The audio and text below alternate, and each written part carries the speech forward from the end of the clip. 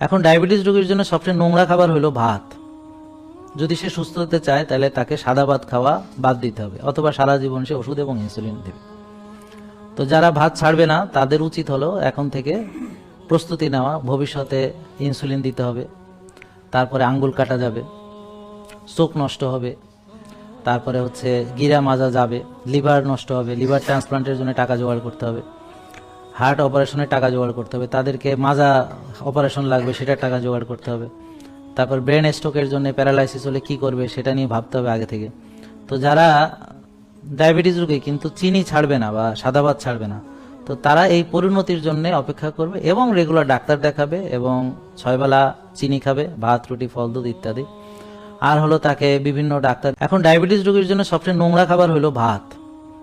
যদি সে সুস্থ হতে চায় তাহলে তাকে সাদা ভাত খাওয়া বাদ দিতে হবে, অথবা সারা জীবন সে ওষুধ এবং ইনসুলিন দেবে।